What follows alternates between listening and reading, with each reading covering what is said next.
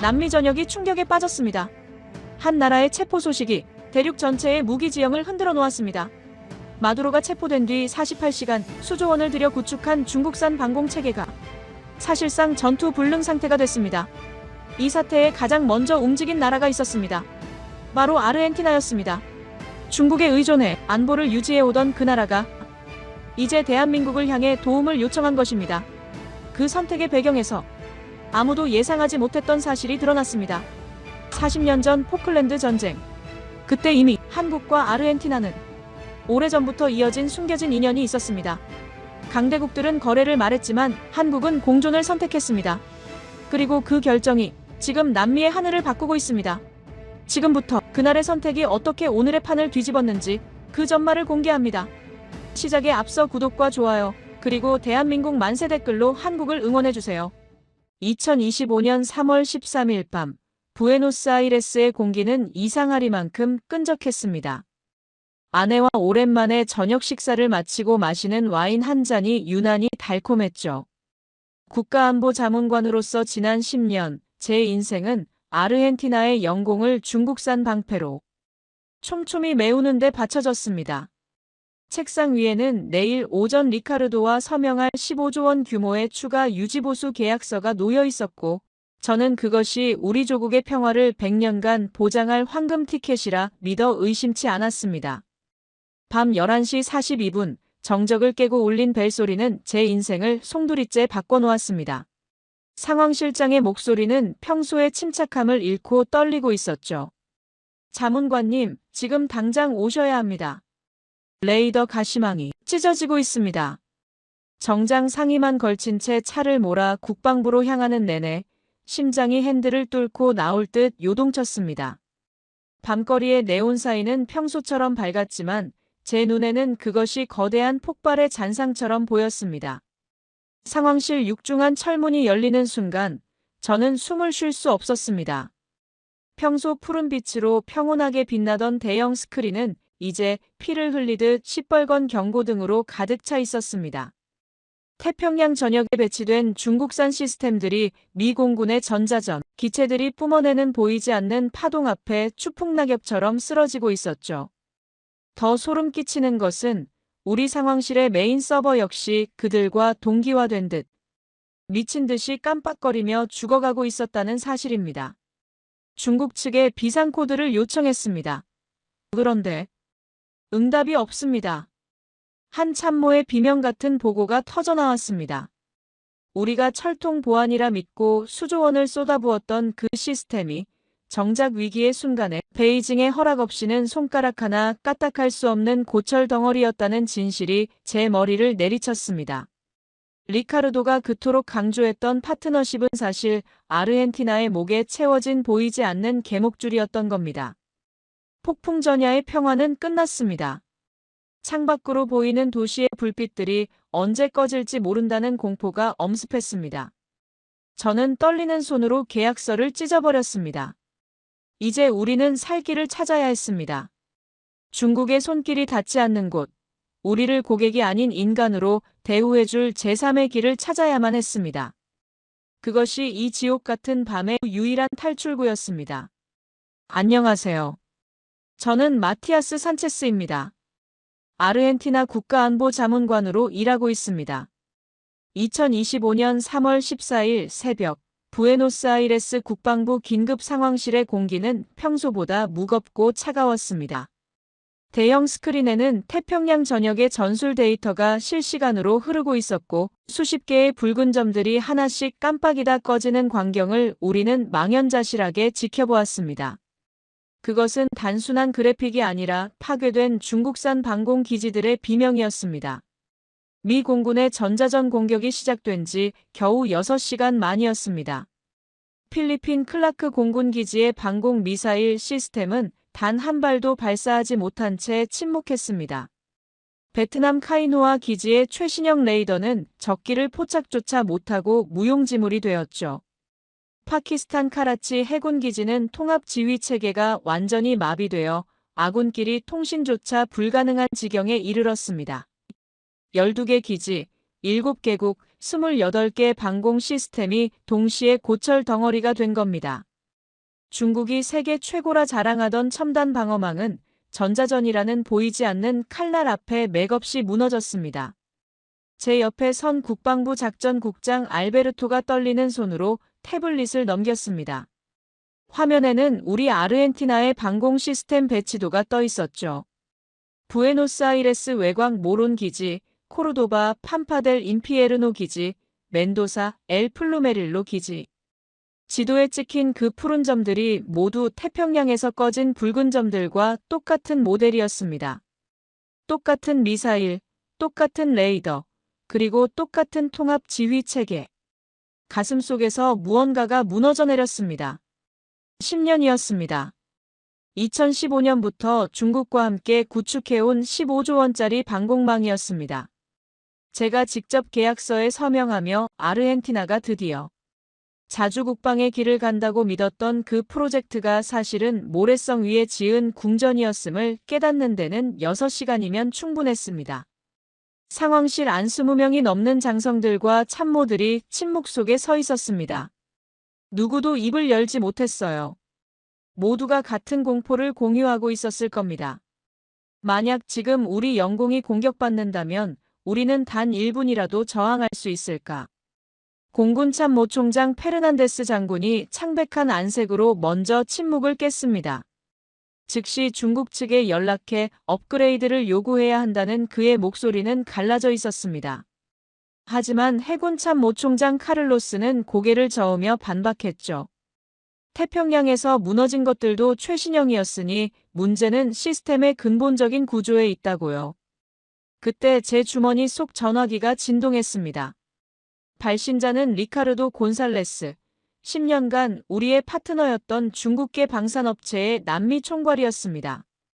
전화를 받자마자 들려온 그의 목소리는 여전히 자신감이 넘쳤고 오히려 이 위기를 기회로 삼으려는 탐욕이 느껴졌습니다. 그는 이미 소식을 들었을 거라며 긴급 업그레이드 패키지를 준비했다고 말했습니다. 제가 떨리는 목소리로 비용을 묻자 짧은 침묵 뒤에 대답이 돌아왔습니다. 기존 계약의 7배입니다. 대략 105조 원 정도로 예상됩니다. 숨이 막혔습니다. 15조 원도 벅찼던 우리 국방 예산의 105조 원이라니 그것은 안보를 담보로 한 거대한 협박이었습니다. 상황실 밖 복도로 나왔습니다. 리카르도와의 통화를 계속할 수 없었어요.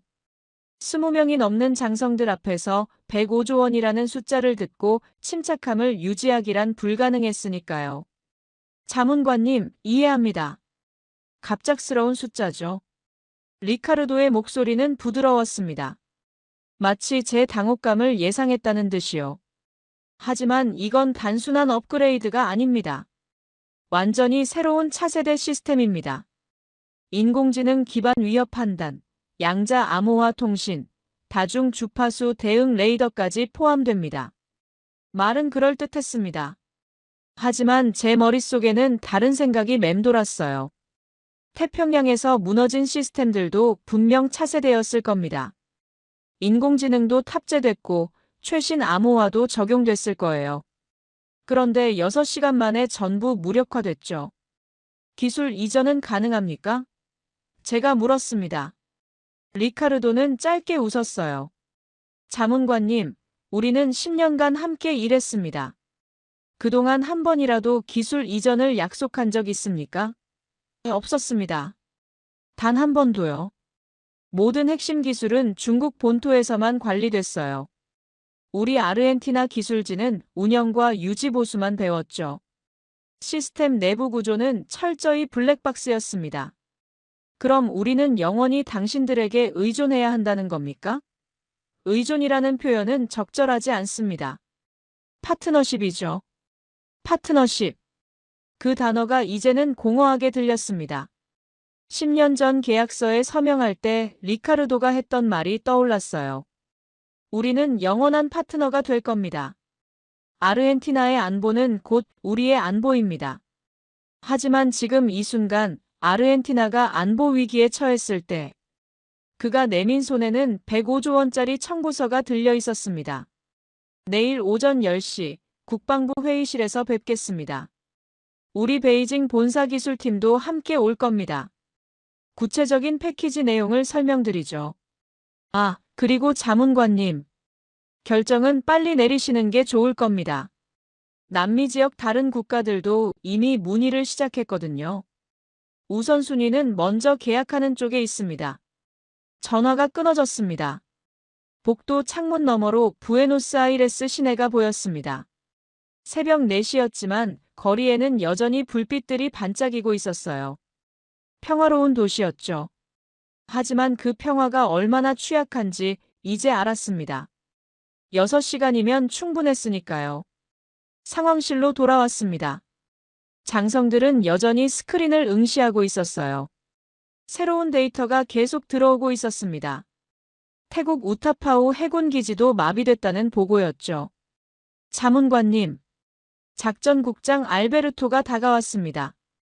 중국 측 제안은 어떻습니까? 105조 원입니다.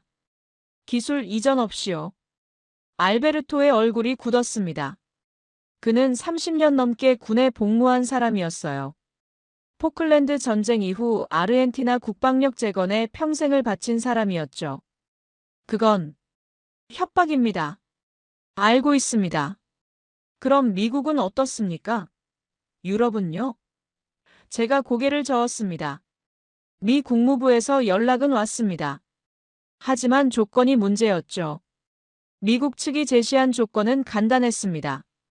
남미는 우리의 전통적 영향권이다. 중국 시스템을 포기하고 미국 시스템으로 전환하라.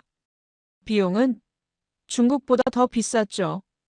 기술 이전은 역시 불가능이었습니다. 유럽 방산업체들도 마찬가지였어요.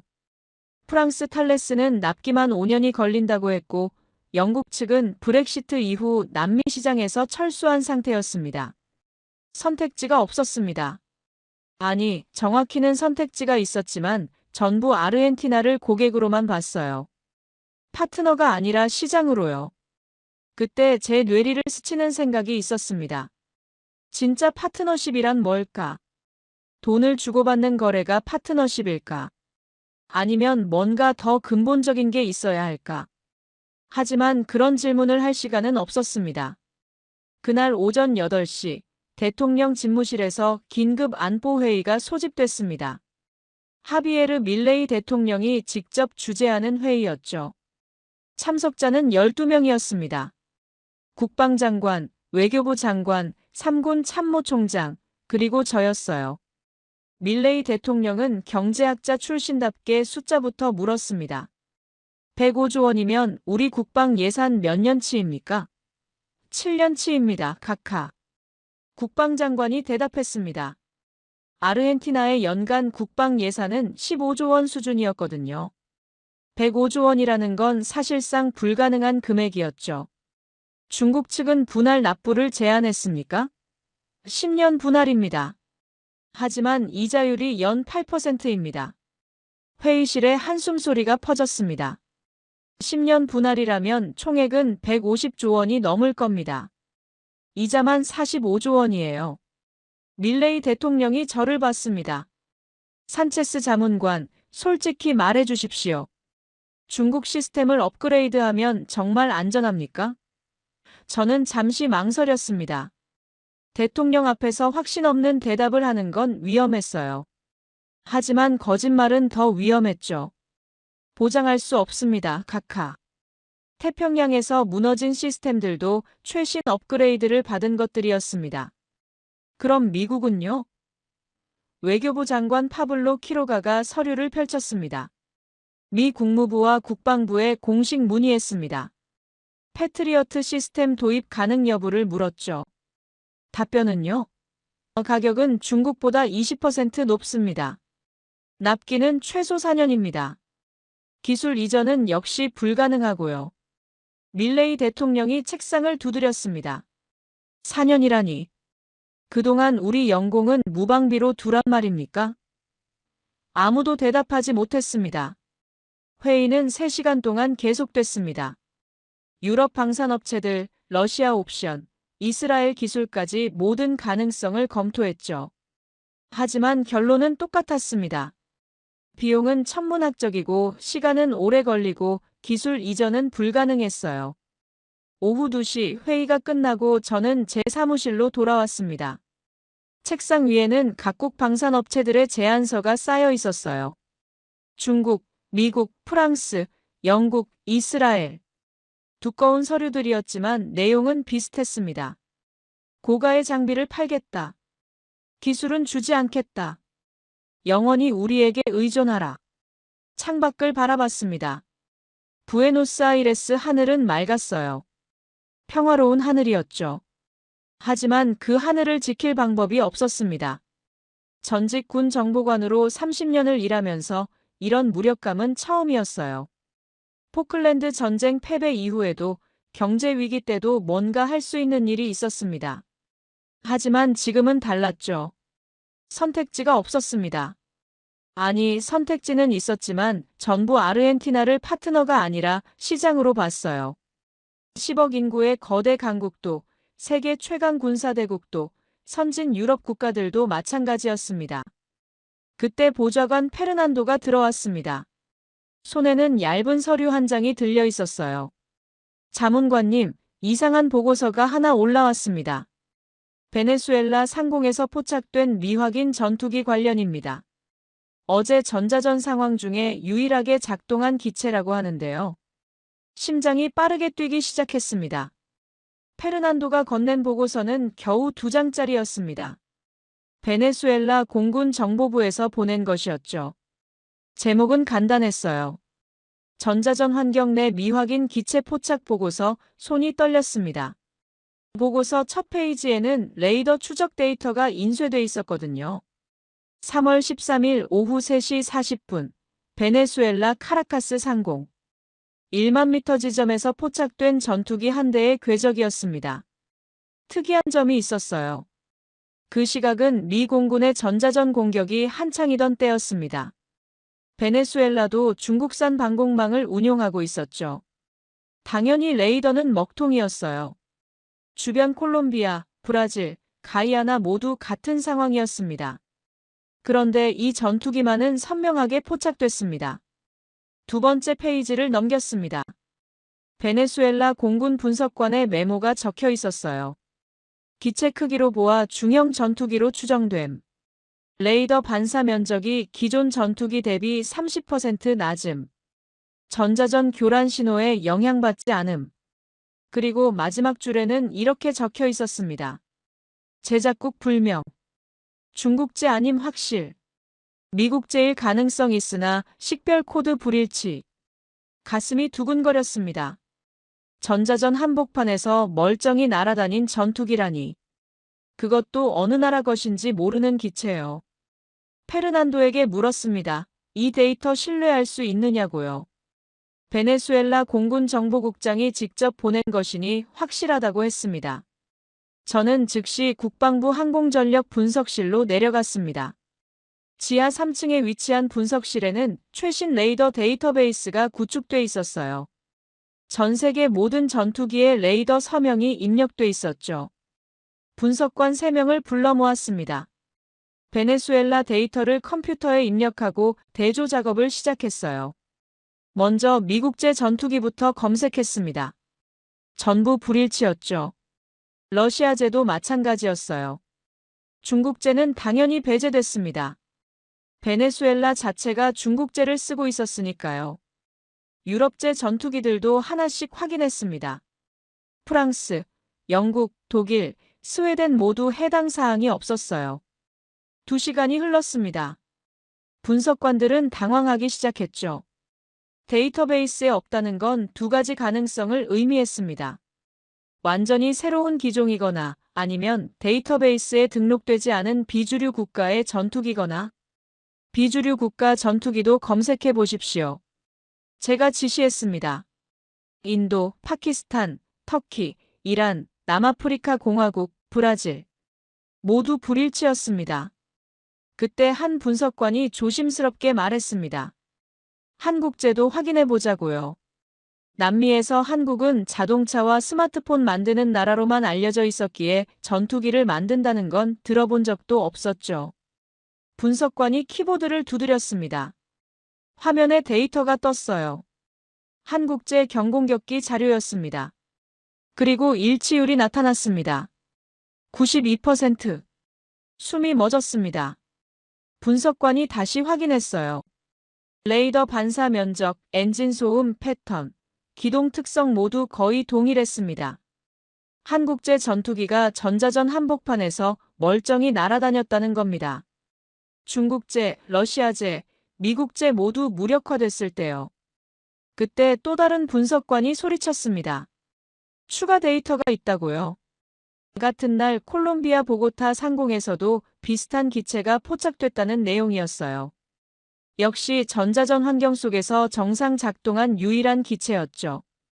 그리고 페루 리마 인근에서도 동일한 보고가 올라왔습니다. 세 군데였습니다. 남미 3개 국가에서 동시에 포착된 전자전 내성 기체. 전부 한국제로 추정되는 같은 기종이었어요. 심장이 미친 듯이 뛰었습니다. 그날 밤 집으로 돌아가지 못했습니다. 사무실 책상에 앉아 한국에 대한 자료를 뒤지기 시작했어요. 솔직히 말하면 한국 방산에 대해서는 아는 게 별로 없었습니다. 남미에서 한국은 그저 자동차와 스마트폰 만드는 나라였으니까요. 하지만 파고들수록 놀라운 사실들이 나왔습니다. 한국은 지난 10년간 폴란드에만 전차와 자주포, 전투기를 합쳐서 20조 원어치 넘게 수출했어요. 중동 국가들에도 방공 시스템을 팔았고 동남아시아에는 잠수함까지 수출했죠. 전 세계 방산 수출 순위 9위였습니다. 영국, 프랑스보다 높았어요. 데이터를 보면서도 믿기지 않았습니다. 한국 인구가 5천만이었어요. 아르헨티나와 비슷한 수준이었죠. 국토 면적은 우리의 30분의 1밖에 안 됐고요. 그런 나라가 방산 강국이라니. 페르난도가 추가 자료를 가져왔습니다. 한국 방위산업 발전사였어요. 1970년대만 해도 한국은 총 한자로 제대로 못 만들던 나라였습니다. 미국 원조에 의존했죠. 그런데 50년 만에 자체 전차, 전투기, 잠수함, 구축함까지 만드는 나라가 됐어요. 자료를 읽으면서 묘한 감정이 들었습니다. 한국의 50년 전 상황이 지금 우리 아르헨티나와 비슷했거든요. 외국 무기에 의존하고 기술은 하나도 없고 강대국들 눈치만 보던 나라였죠. 그런데 그들은 달라졌습니다. 어떻게요? 답은 기술 독립이었습니다. 한국은 처음부터 외국 기술을 사오되 반드시 기술 이전을 받았어요. 그리고 그 기술을 토대로 자체 개발을 시작했죠. 실패도 많았습니다. 돈도 엄청나게 들었어요. 하지만 멈추지 않았습니다. 결과는 명확했습니다. 지금 한국은 누구에게도 의존하지 않았어요. 자기들이 필요한 무기를 스스로 만들었고 남는 건 수출까지 했죠. 저는 창밖을 바라봤습니다. 부에노스아이레스 새벽 하늘이 밝아오고 있었어요. 우리 아르헨티나는 어떻게 됐을까? 10년 전 중국과 계약할 때 저는 뭘 생각했을까? 기억났습니다. 빠르고 쉬운 길을 택했어요. 중국이 완제품을 가져다 준다고 했고 우리는 그냥 돈만 내면 됐죠. 기술 이전? 그땐 중요하지 않아 보였습니다. 어차피 우리가 직접 개발할 능력도 없다고 생각했으니까요. 그게 실수였습니다. 10년이 지난 지금 우리는 여전히 아무것도 못 만들었어요. 중국에 의존했고 이제 중국이 등을 돌리니까 할 수 있는 게 없었죠. 하지만 한국에 연락한다고 뭐가 달라질까요? 그들이 우리를 도와줄 이유가 있을까요? 교류도 거의 없었고 전략적 이해관계도 없었죠. 게다가 한국도 결국 장사꾼 아닐까요? 중국처럼 미국처럼 결국엔 비싼 값 부르고 기술은 안 주고 우리를 영원한 고객으로 묶어둘 거 아닐까요? 머릿속이 복잡했습니다. 희망과 회의가 동시에 밀려왔어요. 그때 전화벨이 울렸습니다. 새벽 5시였는데 외교부 장관 키로가였습니다. 산체스 자문관, 잠 안 주무셨군요. 방금 주한 아르헨티나 대사관에서 연락 왔습니다. 한국 측에서 먼저 접촉해왔답니다. 남미 상황을 모니터링하고 있었나 봅니다. 협력 가능성을 타진하고 싶다는군요. 심장이 쿵 내려앉았습니다. 그들이 먼저 왔습니다. 이틀 후 국방부 귀빈 회의실에 한국 대표단이 도착했습니다. 3명의 인물 중 가장 먼저 눈에 띈 사람은 에밀리아 로드리게스였습니다. 한국계 아르헨티나인 연구원인 그녀는 우리말을 완벽하게 구사하며 차가운 회의실의 공기를 부드럽게 녹였습니다. 그 옆에는 한국방위사업청의 박정우 팀장이 조용하지만 날카로운 눈빛으로 앉아 있었죠. 통역사가 한 명 더 있었지만 에밀리아의 존재 덕분에 대화는 마치 한나라 사람들끼리 하듯 매끄럽게 흘러갔습니다. 에밀리아가 태블릿 화면을 돌려 우리 앞에 제시했습니다. 그것은 이틀 전 우리가 밤새도록 분석했던 베네수엘라 상공의 레이더 데이터였습니다. 화면을 넘기자 콜롬비아 조종사의 헬멧캠 영상이 나타났습니다. 주변 모든 레이더가 지지직거리며 암흑에 잠긴 와중에도 이 기체의 디스플레이만은 선명하게 목표물을 포착하고 궤적을 그려내고 있었습니다. 제 옆에 공군 작전국장이 숨을 들이켜며 몸을 앞으로 바짝 기울였습니다. 박정우 팀장은 통역을 통해 이것이 분산 처리 방식의 승리라고 설명했습니다. 중앙 서버 하나에 의존해 그곳이 뚫리면 전체가 마비되는 강대국들의 거대 시스템과 달리 한국의 기체들은 각자가 독립적인 두뇌를 가지고 대응한다는 설명이었습니다. 에밀리아가 다음 장을 넘기자 대당 300억 원이라는 숫자가 나타났습니다. 국방부 차관은 믿기지 않는다는 듯 헛웃음을 터뜨렸습니다. 중국제의 3분의 1 가격이었으니까요. 박정우 팀장은 한국의 높은 부품 국산화율과 대량 생산 체계가 이 가격을 가능하게 했다고 덧붙였습니다. 하지만 진짜 충격은 그 다음에 왔습니다. 한국은 기술 이전을 협의할 용의가 있다고 했습니다. 10년 동안 중국이 철저히 비밀에 붙였던 기체 생산과 엔진 정비, 나아가 핵심 전자장비의 조립 기술까지 우리 손에 넘겨주겠다는 파격적인 제안이었습니다. 회의실 안은 쥐 죽은 듯 조용해졌습니다. 박정우 팀장은 폴란드의 사례를 담은 서류를 내밀었습니다. 한국이 폴란드에 전차를 수출하며 현지 공장 설립을 지원했고 이제는 폴란드인들이 직접 전차를 생산하고 있다는 증거였습니다. 그는 우리를 영원한 소비자로 묶어두려는 것이 아니라 스스로 일어설 수 있는 파트너로 대우하고 있었습니다.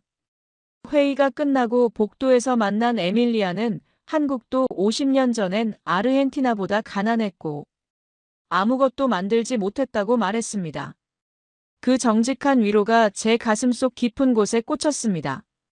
그날 저녁 에밀리아가 제 사무실을 찾아왔습니다. 공식 회의는 끝났지만 개인적으로 나눌 이야기가 있다고 했어요. 그녀가 가방에서 낡은 사진 한 장을 꺼냈습니다. 1970년대 서울 거리였어요. 흑백 사진 속 도로는 비포장이었고 건물들은 초라했죠. 제 아버지가 찍은 겁니다. 1975년 서울이에요. 사진 속 한국은 지금의 모습과는 완전히 달랐습니다. 당시 한국은 1인당 국민소득이 $800였고 아르헨티나가 훨씬 부유했죠. 무기는커녕 총알도 원조받던 나라였습니다. 그런데 1970년대 말부터 달라지기 시작했다고 했습니다. 더 이상 외국 무기에 의존하지 않기로 결단한 것이죠. 첫 번째 자체 개발 소총이 나오는데 7년 걸렸습니다. 전차는 15년, 전투기는 20년이 걸렸어요. 실패도 많았고 돈도 엄청나게 들었죠. 국방 예산의 30%를 연구개발에 쏟아부었으니까요. 그 돈이면 완제품을 사는 게 훨씬 쉬웠겠지만 그들은 포기하지 않았습니다. 자체 기술이 없으면 영원히 남의 손에 목숨을 맡기는 거라는 걸 알았기 때문이죠. 결과가 나오기까지 30년 한 세대가 통째로 바쳐진 겁니다. 이야기를 듣는데 가슴이 뜨거워졌습니다. 보통 나라들은 5년만 실패해도 포기하고 쉬운 길을 택합니다. 그런데 한국은 30년을 버텼습니다. 에밀리아가 폴란드 공장에서 한국 기술자와 폴란드 노동자들이 함께 전차를 조립하는 컬러 사진을 보여주었습니다. 한국이 폴란드를 도운 건 장사가 아니에요. 폴란드가 강해지면 유럽이 안정되고 결과적으로 한국도 안전해지기 때문입니다. 전략적 사고죠. 파트너를 강하게 만들어 함께 안전해지는 겁니다. 아르헨티나도 마찬가지라고 했습니다. 남미가 강해지면 중국 영향력이 줄어들고 한국 같은 중견국들이 숨 쉴 공간이 생긴다고요. 그녀는 단순한 중개인이 아니라 전략가였습니다. 자문관님, 한국은 아르헨티나가 스스로 서길 바랍니다. 우리 고객이 아니라 파트너로요. 그 말이 진심으로 느껴졌습니다. 하지만 아직 큰 산이 남아 있었습니다. 리카르도와 중국 측과의 회의였죠. 다음 날 오전, 리카르도가 중국 본사 기술팀을 데리고 나타났습니다. 검은색 정장을 입은 6명의 엔지니어들과 함께였죠. 리카르도가 두꺼운 서류 뭉치를 탁 내려놓았습니다. 업그레이드 패키지 상세 내역입니다. 베이징 본사가 직접 승인한 특별 제안이죠. 총액 105조 원. 10년 분할 납부에 연 8% 이자. 총 상환액은 154조 원이었습니다. 비싸다는 국방부 차관의 말에 리카르도는 비웃듯 웃었습니다. 지금 남미 전역이 패닉 상태라며 선착순이니 빨리 결정하라고 협박했죠. 중국 측 엔지니어는 화려한 그래픽을 쏟아냈지만 핵심은 빠져 있었습니다. 전자전 대응 방안을 묻자 양자 암호화 통신을 언급하며 얼버무렸죠. 하지만 태평양에서 무너진 것도 암호화된 시스템이었습니다. 문제는 구조였어요. 중앙 서버 방식은 그대로냐고 묻자 그들은 효율성을 위해 통합 지휘가 핵심이라고 답했습니다. 한국이 말한 분산 처리 방식과는 정반대였죠. 국방부 차관이 기술 이전 조건을 묻자 리카르도의 얼굴이 굳었습니다. 회의실 온도가 뚝 떨어진 것 같았죠. 차관님, 아르헨티나가 방공 시스템을 자체 개발한다고요? 예산, 인력, 시설. 현실을 보십시오. 노골적인 무시였습니다. 반박하고 싶었지만 우리에겐 아무것도 없는 게 사실이었죠. 리카르도는 한국 측과의 접촉 사실도 이미 알고 있었습니다. 한국은 남미에서 실적도 공급망도 없다며 신뢰가 쌓인 자신들을 택하라고 압박했죠. 그리고 마지막 카드를 꺼냈습니다. 아르헨티나의 어려움을 이해한다며 첫 2년치 납부를 면제해주겠다고 했습니다. 45조 원에 달하는 돈을 공짜로 주겠다는 파격적인 제안이었죠. 대신 조건은 이번 주 안에 계약을 체결하는 것이었습니다.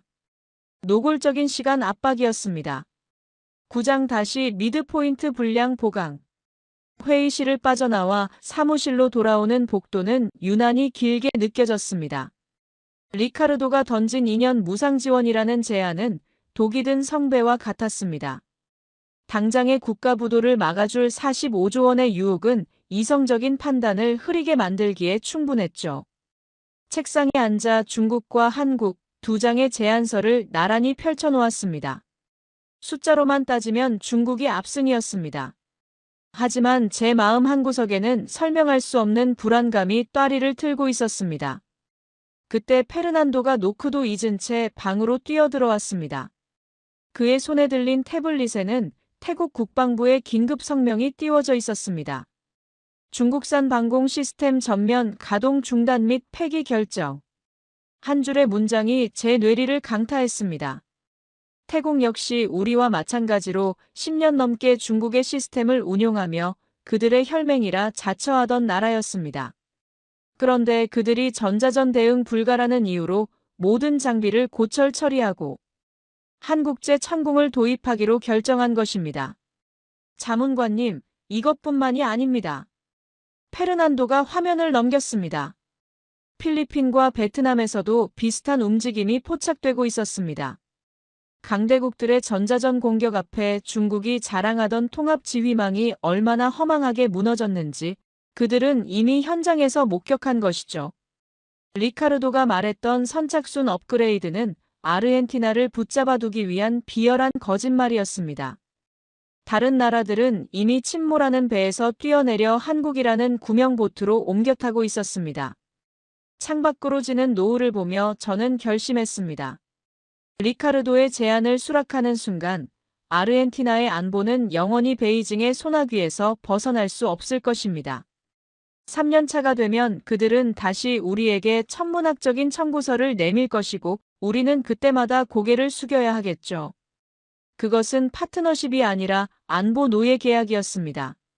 저는 한국의 제안서를 다시 집어들었습니다. 비록 검증의 문턱은 높겠지만 적어도 그들은 우리에게 스스로 일어서는 법을 가르쳐 주겠다고 말하고 있었습니다. 집으로 돌아가는 길, 부에노스아이레스의 평화로운 야경을 보며 아내에게 전화를 걸었습니다. 목소리만 들어도 눈물이 날 것 같았지만 그녀의 따뜻한 응원은 제 불확실한 마음에 확신의 쐐기를 박아주었습니다. 당신이 지키고자 하는 것이 무엇인지 잊지 마세요. 그 말 한마디에 저는 복잡했던 계산기를 내려놓았습니다. 이제 주사위는 던져졌습니다. 저는 더 이상 중국의 달콤한 제안에 흔들리지 않기로 했습니다. 확신은 곧 거대한 폭풍으로 변해 저를 덮쳤습니다. 다음 날 아침 국방부 로비에는 이미 리카르도와 중국 대사관 무관들이 진을 치고 있었습니다. 그들은 마치 점령군처럼 장관실을 점거하고는 이미 서명이 끝난 계약서를 내밀었습니다. 오늘 중으로 서명하지 않으면 모든 제안을 철회하고 남미 전역의 아르헨티나의 신뢰도를 실추시키겠다는 노골적인 협박이 이어졌습니다. 국방부 장관의 안색은 흑빛이었습니다. 하지만 압박은 여기서 끝이 아니었습니다. 외교부로 호출되어 달려가니 미국 대사가 저를 기다리고 있었습니다. 그는 아주 정중하지만 차가운 목소리로 경고했습니다. 남미는 우리의 전통적인 안보구역입니다. 검증되지 않은 제3국의 시스템을 도입하는 것은 우방국 간의 신뢰를 저해하는 행위입니다. 그들에게 아르헨티나는 자주적인 국가가 아니라 자신들의 질서 아래 관리되어야 할 영역에 불과했습니다. 한국을 선택하는 것은 중국뿐만 아니라 서방의 거대 질서에 균열을 내는 일이기도 했습니다. 오후가 되자 언론의 파상 공세가 시작되었습니다. 리카르도가 미리 준비한 정보들이 주요 일간지 일면을 도배했습니다. 국방부의 무모한 도박, 검증 안 된 한국 무기에 국민 세금, 낭비라는 자극적인 제목들이 여론을 선동했습니다.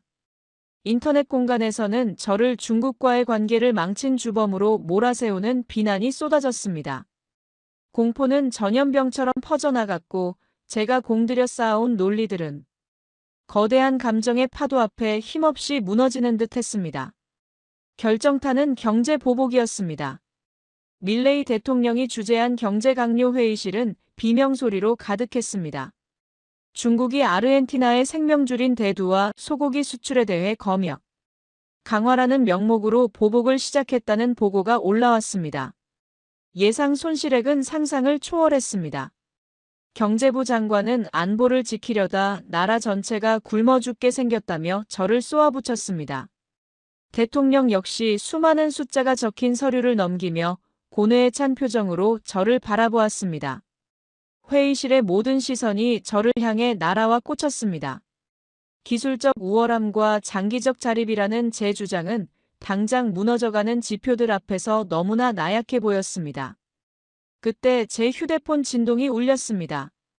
에밀리아였습니다. 자문관님, 지금 사방에서 불어오는 바람은 당신을 넘어뜨리려는 게 아니라 누가 진짜 주권자인지 묻는 시련입니다. 우리도 준비가 끝났습니다. 그녀의 메시지는 고립무원의 처지에 놓인 제게 유일한 밧줄이 되어주었습니다. 밤이 깊어질수록 절망의 깊이는 더해갔습니다. 국영방송 뉴스에서는 중국 상무부 대변인이 나와 아르헨티나산 농산물에서 치명적인 병균이 발견되었다는 거짓 발표를 생중계하고 있었습니다. 항구에 묶인 대두 선박들의 손해액이 초 단위로 늘어났고 분노한 농민들은 트랙터를 몰고 부에노스아이레스 도심으로 진입하기 시작했습니다. 상황실 모니터에는 적군의 항적 대신 성난 민심의 화살표가 가득 찼습니다. 다음 날 아침 국방부 내부에서도 반란이 일어났습니다. 육군과 해군 참모총장이 연대 서명을 들고 저를 찾아왔습니다. 그들은 한국의 시스템이 아무리 뛰어나도 기존의 중국 장비들과 호환되지 않으며 새로운 체계를 도입하는 데 드는 시간과 비용을 감당할 수 없다고 주장했습니다. 자문관 한 명의 고집이 군 전체를 사지로 몰아넣고 있습니다. 장성들의 고함이 복도를 울렸습니다. 저는 더 이상 국방부의 안보 전문가가 아니라 나라를 망치는 공공의 적이 되어 있었습니다. 오전 10시 밀레이 대통령은 저를 집무실로 불렀습니다. 그의 눈은 핏발이 서 있었고 지지율은 단 일주일 만에 반토막이 나 있었습니다. 대통령은 말없이 창밖을 보더니 서류 한 장을 건넸습니다. 중국과의 재협상 가이드라인이었습니다. 산체스, 미안하네. 하지만 나는 아르헨티나의 대통령이야. 우리 국민들이 굶는 것을 지켜볼 순 없어. 한국 카드는 여기서 접기로 하지. 대통령의 선언은 사형 선고와 같았습니다. 저는 집무실을 나와 복도 벽에 기대어 주저앉았습니다. 30년 동안 지켜온 제 명예와 신념이 한순간에 물거품이 된 것 같았습니다. 제가 믿었던 기술 독립과 자주국방은 현실을 모르는 이상주의자의 잠꼬대였을까요? 복도를 지나가는 참모들의 비웃는 듯한 시선이 화살처럼 가슴에 박혔습니다. 무릎에 힘이 풀리고 숨이 가빠왔습니다. 제가 사랑하는 조국이 다시 한번 강대국의 손바닥 위에서 노란하게 된다는 사실이 죽기보다 싫었습니다. 그때 에밀리아에게서 마지막 문자가 도착했습니다. 죄송합니다라고 보내려던 제 손가락이 멈췄습니다. 그녀는 포기하지 마십시오. 아직 단 하나의 카드가 더 남아 있습니다. 내일 오전 10시 국방부 지하 브리핑룸으로 오십시오. 진실을 보여드리겠습니다. 라고 말했습니다. 모든 것이 끝났다고 생각한 절벽 끝에서 그녀가 내민 손은 마지막 희망이었습니다. 하지만 제 마음속에는 여전히 거대한 의구심이 가득했습니다. 과연 그 진실이 무너져가는 이 나라를 구할 수 있을까? 다음 날 새벽 5시, 저는 뜬 눈으로 밤을 지새웠습니다. 서재 책상 앞에 앉아 1995년 임관 당시의 수첩을 펼쳤습니다. 아르헨티나를 지키겠다. 다시는 패배하지 않겠다라고 적은 낡은 잉크 자국을 보며 참담함을 느꼈습니다.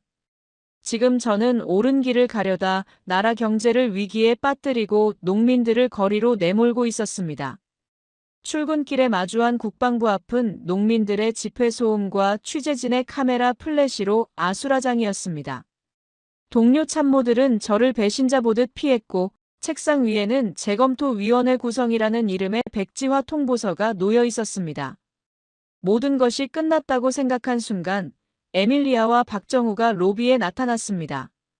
그들의 표정에는 절망 대신 기묘한 확신이 서려 있었습니다. 저는 그들과 함께 지하 깊숙한 곳의 보안 브리핑룸으로 내려갔습니다.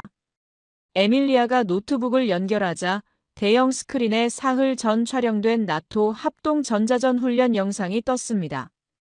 폴란드 바르샤바 외곽의 시험장, 서방 강대국들의 최첨단 제머들이 동시에 모든 주파수를 짓누르기 시작했습니다. 화면 속 중국제 시스템은 단 30초 만에 레이더가 하얗게 질리며 먹통이 되었습니다. 러시아제와 미국 구형 패트리어트도 각각 1분과 2분을 채 버티지 못하고 침묵했습니다. 그리고 한국제 천공 시스템이 화면에 등장했습니다. 지독한 교란 신호가 쏟아졌지만 천공의 레이더 화면은 기적처럼 선명했습니다. 10분이 지나고 15분이 흘러도 시스템은 정상적으로 목표를 추적하고 사격 절차를 유지했습니다. 목표물 포착률 98%. 나토 사령관이 직접 나타나 한국 기술이 예상을 완전히 뛰어넘어 현존하는 가장 강력한 전자전, 생존성을 가졌다고 증언하는 장면이 이어졌습니다. 어두운 브리핑룸 안에서 저는 전율했습니다. 이것은 단순한 성능의 차이가 아니라 생존의 유일한 열쇠였습니다. 저는 박정우 팀장의 손을 잡았습니다. 그는 통역 없이도 제 눈빛에서 무엇을 읽었는지 굳건하게 고개를 끄덕였습니다. 에밀리아는 이 영상이 아직 비공개지만 우리를 위해 가져왔다고 했습니다. 30년 동안 제가 지키고 싶었던 나라의 미래가 저 디지털 화면 속에 들어 있었습니다. 이제 저는 더 이상 두렵지 않았습니다. 비어버린 줄 알았던 제 가슴 속에 다시금 뜨거운 확신이 차올랐고 저는 대통령에게로 향할 마지막 용기를 얻었습니다. 브리핑룸을 나와 저는 앞만 보고 달렸습니다. 비서실장의 강력한 저지를 뚫고 오후 2시 반 대통령 집무실의 문을 열었습니다. 밀레이 대통령은 창밖에 시위대 소음을 등지고 고뇌에 찬 모습으로 서 있었습니다. 저는 USB를 탁자에 내려놓으며 말했습니다. 카카, 10년 뒤 아르헨티나가 강대국의 노예로 남을지 스스로 서는 주권 국가가 될지 지금 결정하셔야 합니다. 대통령은 지친 눈으로 저를 보았지만 제가 보여준 나토 훈련 영상을 보는 내내 입을 다물지 못했습니다. 중국제가 단 30초 만에 고철이 되고 한국제가 15분 동안 적의 교란을 비웃으며 작동하는 장면은 그 어떤 경제 보고서보다 강력했습니다. 대통령은 영상을 3번이나 돌려보았습니다. 그리고 책상 서랍에서 1982년 포클랜드 전쟁 당시 항복 기사가 실린 낡은 신문을 꺼냈습니다. 자문관, 나는 40년 전 이 신문을 보며 눈물 흘렸던 청년이었습니다. 우리가 왜 지금까지도 다른 나라의 눈치만 보며 무기를 구걸해야 합니까? 대통령의 목소리가 떨리고 있었습니다. 경제 보복과 지지율 하락이라는 거대한 파도 앞에서 그는 드디어 정치인이 아닌 한 나라의 통치자로서의 결단을 내리고 있었습니다. 대통령은 그 자리에서 비서실장을 불러 국가안보회의 긴급 소집을 명령했습니다. 재검토위원회는 즉각 해산되었고 한국과의 정식 협상을 시작하라는 특명이 떨어졌습니다. 중국이 대두 수입을 막는다면 브라질과 인도, 유럽으로 길을 뚫으라는 지시도 덧붙였습니다. 그는 제 어깨를 잡으며 말했습니다. 실패하면 우리 둘 다 역적입니다. 하지만 이대로 주저앉는다면 우리는 후손들에게 줄 나라가 없습니다. 집무실을 나오는 제 발걸음은 그 어느 때보다 가벼웠습니다. 복도를 걸으며 에밀리아에게 내일 오전 9시 진짜 협상을 시작하자고 알렸습니다. 창밖의 노을이 오늘따라 아르헨티나의 미래처럼 찬란하게 빛나고 있었습니다. 다음 날 오전 9시 국방부 대회의실의 무거운 공기 속에서 한국 대표단과 마주 앉았습니다. 이번엔 양측 기술진 10명도 합류했습니다. 회의실 테이블 위에는 수백 페이지에 달하는 기술 이전 로드맵 서류가 쌓여 있었죠. 박정우 팀장이 제안한 안은 파격적이었습니다. 단순히 완제품을 파는 게 아니었어요. 1단계로 기체 조립과 주요 소모성 부품의 생산 기술을 넘기고 2단계로 핵심 항전 장비의 부분 국산화를 지원하며 최종적으로는 아르헨티나의 작전 환경에 맞춘 독자적인 설계 변경 권한까지 공유한다는 내용이었습니다. 특히 우리 기술진 180명을 한국 본사로 초빙해 1년 반 동안 숙식하며 기술을 전수하겠다는 대목에서 기술 담당관들의 눈빛이 변했습니다. 10년 동안 중국에게 애원해도 받지 못했던 블랙박스의 열쇠를 한국은 스스로 내밀고 있었습니다. 한창 세부 조항을 조율하던 오후 1시 무렵 회의실 문이 거칠게 열렸습니다. 리카르도가 중국 대사관 무관과 본사 임원을 대동하고 나타났습니다. 그의 얼굴은 분노와 절박함이 뒤섞여 일그러져 있었습니다. 산체스 자문관, 마지막 기회를 주러 왔습니다. 베이징에서 방금 승인이 떨어졌습니다. 리카르도는 서류 한 장을 테이블 정중앙에 내던졌습니다. 파격적인 조건이었죠. 기존 가격에서 20%를 추가로 깎고 2년이 아닌 무려 3년치 납입금을 무상으로 처리하겠다는 내용이었습니다. 무려 45조 원의 선물 보따리였습니다. 순간 우리 측 차관과 참모들의 호흡이 멈췄습니다. 당장의 국가 부채를 해결할 수 있는 거대한 유혹이었으니까요. 리카르도가 저를 똑바로 쳐다보며 말했습니다. 한국은 남미에서 검증되지 않았으며 공급망도 없는 초보자라고요. 10년의 정을 생각해서라도 실수를 하지 말라고 경고했습니다. 옆에 선 대사관 무관은 이번 결정이 대두 수출뿐만 아니라 모든 교역의 중단으로 이어질 수 있다며 노골적인 협박을 덧붙였습니다. 저는 천천히 리카르도가 던진 서류를 밀어냈습니다. 45조 원은 큰 돈입니다. 하지만 리카르도, 당신들은 10년 동안 우리에게 고기 잡는 법을 가르쳐주지 않았습니다. 그저 비싼 고기를 사 먹으라고만 했죠. 우리는 이제 더 이상 누군가 던져주는 고기에 목을 매지 않기로 했습니다. 제 단호한 태도에 리카르도의 안색이 잿빛으로 변했습니다. 그는 욕설 섞인 경고를 내뱉으며 회의실을 박차고 나갔습니다. 문이 닫히는 소리가 마치 과거와의 결별을 알리는 총성처럼 울렸습니다. 오후 4시 한국 측과 최종 합의안에 서명했습니다. 중국 제안의 3분의 1 가격으로 우리는 시스템과 함께 기술의 뿌리를 샀습니다. 저녁 6시 대통령 주재 안보회의에서 밀레이 대통령은 반대하는 장관들을 향해 책상을 내리쳤습니다. 10년 뒤 아르헨티나 청년들이 자기 손으로 만든 전투기로 영공을 지키는 모습을 상상해보라고 했죠. 이틀 후 공식 조인식이 열렸고 저는 깨달았습니다. 이것은 아르헨티나가 비로소 기술적 속국에서 벗어나는 독립선언서였다는 것을요. 계약 체결 후 6개월이 지난 2025년 9월, 저는 부에노스아이레스에서 비행기를 타고 코르도바 외곽의 새로운 산업단지로 향했습니다. 비행기 창밖으로 보이는 광활한 팜파스 평원이 오늘따라 유난히 푸르게 보였습니다. 현장에 도착하자 거대한 아르헨티나다시 한국 방산협력센터 건물이 위용을 드러내고 있었습니다. 정문 앞 마당에는 아르헨티나의 태양기와 한국의 태극기가 나란히 가을바람에 나부끼고 있었죠. 개소식 준비로 분주한 광장에는 한국에서 온 기술진 20명과 아르헨티나 전국에서 선발된 젊은 엔지니어 60명이 함께 어깨를 나란히 하고 서 있었습니다. 공장 내부로 들어서자 금속성의 기계음과 용접 불꽃이 공기를 가득 채우고 있었습니다. 라인 중앙에는 한국에서 가져온 첫 번째 기체 동체가 거치대 위에 놓여 있었습니다. 아직 매끄러운 도색조차 되지 않은 알루미늄 합금 상태였지만 제 눈에는 세상 그 어떤 무기보다 아름다워 보였습니다. 무엇보다 감격스러운 것은 사람들의 모습이었습니다. 10년 전 중국 기지를 방문했을 때 우리 기술자들은 경계선 밖에서 지켜보기만 해야 했습니다. 하지만 지금은 달랐습니다. 25살 남짓한 우리 아르헨티나 청년들이 푸른색 작업복을 입고 기체 날개 밑으로 들어가 직접 배선을 연결하고 있었습니다. 옆에 선 한국인 기술자 박 팀장은 도면을 짚어주며 세밀한 각도를 조절하는 법을 가르쳐주고 있었죠. 에밀리아가 제 옆으로 다가와 두꺼운 보고서 한 권을 건넸습니다. 브라질과 칠레 국방부에서 보낸 협력문의 공문이었습니다. 자문관님, 남미가 바뀌고 있습니다. 다들 아르헨티나가 어떻게 기술 이전을 끌어냈는지 묻고 있어요. 이제 우리가 이 지역의 기술 허브가 될 겁니다. 그녀의 말대로였습니다.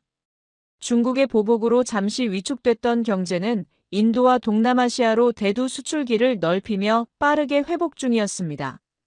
오히려 이번 위기가 아르헨티나의 체질을 개선하는 기회가 된 것이죠.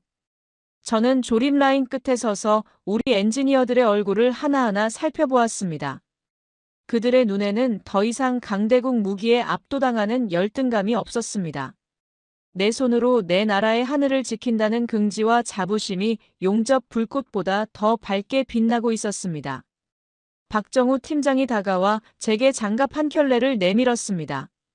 첫 번째 기체의 마지막 리벳을 직접 박아보지 않겠느냐는 제안이었죠. 저는 떨리는 손으로 장비를 잡았습니다.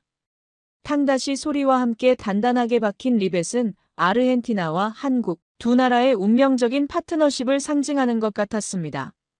밖으로 나오자 지평선 너머로 해가 저물며 코르도바의 하늘을 황금빛으로 물들이고 있었습니다. 에밀리아가 한국에서 배운 말이라며 조용히 은조렸습니다. 백년지대계. 100년을 내다보는 계획이 드디어 시작됐네요. 저는 고개를 끄덕였습니다. 저물어가는 태양 아래 우리가 직접 만든 날개가 이 하늘을 자유롭게 수놓을 그날이 머지않았습니다. 계약 체결 후 6개월, 2025년 9월에 코르도바는 새로운 활기로 가득했습니다. 아르헨티나의 항공우주산업 부활을 상징하는 방산협력센터의 개소식 날, 저는 공장 입구에 서서 하늘을 보았습니다. 마당에는 아르헨티나의 태양기와 한국의 태극기가 나란히 나부꼈고 그 아래로 검은색 정장을 입은 양국 외교관들과 작업복을 입은 엔지니어들이 섞여 있었습니다. 6개월 전만 해도 경제 보복으로 비명이 가득했던 이곳은 이제 희망의 망치 소리가 울려 퍼지는 현장이 되었습니다. 공장 내부 조립 라인의 풍경은 제 눈시울을 뜨겁게 만들었습니다. 10년 전 중국과 일할 때 우리 엔지니어들은 기체 근처에도 가지 못한 채 멀리서 사진만 찍어야 했습니다. 하지만 지금은 달랐습니다. 20대의 젊은 아르헨티나 엔지니어들이 한국 기술자들과 머리를 맞대고 기체 하부의 복잡한 회로도를 분석하고 있었습니다. 박정우 팀장은 직접 드라이버를 들고 조임의 강도를 가르쳐주고 있었고, 에밀리아는 그 사이에서 기술 용어들을 우리말로 통역하며 웃음을 터뜨렸습니다. 이것은 무기 거래가 아니라 한국과의 기술적 자립을 위한 살아있는 교육 현장이었습니다. 라인 끝에는 도색을 마친 첫 번째 기체가 위용을 드러내고 있었습니다. 은빛 동체 위로 아르헨티나 공군 문양이 선명하게 박혀 있었죠. 박 팀장이 제게 다가와 조용히 말했습니다. 이 기체는 아르헨티나의 손길이 30%나 들어갔습니다. 다음 기체는 50%가 될 겁니다. 그 말이 얼마나 무거운 약속인지 알기에 저는 그의 손을 꽉 잡았습니다. 우리는 더 이상 남이 던져주는 고기를 기다리는 굶주린 사자가 아니었습니다. 우리는 스스로 사냥하는 법을 배우는 젊은 독수리로 거듭나고 있었습니다. 이제 아르헨티나의 하늘은 결코 흔들리지 않을 것입니다. 1년 뒤, 저는 자문관직에서 퇴임하며 마지막으로 국방부 옥상에 올라갔습니다. 부에노스아이레스의 오후는 눈부시게 푸르렀습니다. 저 멀리 지평선 너머에서 날카로운 엔진 소리와 함께 세 대의 전투기가 정교한 편대 비행을 하며 도심 상공을 가로질렀습니다. 코르도바 공장에서 우리 엔지니어들의 손때가 묻으며 조립된 아르헨티나의 진정한 날개들이었습니다. 옥상에 비치된 라디오에서는 태평양 전역에서 또다시 대규모 전자전 훈련이 시작되었다는 긴급 속보가 흘러나왔습니다. 1년 전 전 세계를 공포에 몰아넣었던 그 붉은 점들의 악몽은 여전했습니다. 하지만 이제 아르헨티나의 레이더는 꺼지지 않았습니다. 오히려 한국과의 기술 공유를 통해 업그레이드된 우리 시스템은 적의 교란 신호를 실시간으로 역추적하며 역공의 궤적을 그려내고 있었습니다. 더 이상 우리는 누군가 꺼버릴 수 있는 스위치를 가진 허수아비가 아니었습니다. 에밀리아는 이제 아르헨티나 정부의 핵심 기술 자문역으로 정식 임용되었습니다. 그녀는 제게 한국에서 온 두툼한 편지 한 통을 건넸습니다. 한국방위사업청장이 보낸 감사와 신뢰의 메시지였습니다. 우리는 물건을 판 것이 아니라 함께 미래를 열어갈 친구를 얻었습니다. 라는 문구를 읽으며 저는 그녀와 함께 미소 지었습니다. 중국의 경제 보복은 아프게 시작되었지만 결과적으로 인도와 동남아시아라는 거대한 신시장을 개척하는 전화위복의 기회가 되었습니다. 대두 수출량은 역대 최고치를 경신했고 아르헨티나는 이제 남미에서 유일하게 차세대 전자전 대응 기술을 보유한 안보 허브가 되었습니다. 퇴임 후 돌아온 집 서재에서 저는 먼지 쌓인 낡은 수첩을 다시 펼쳤습니다.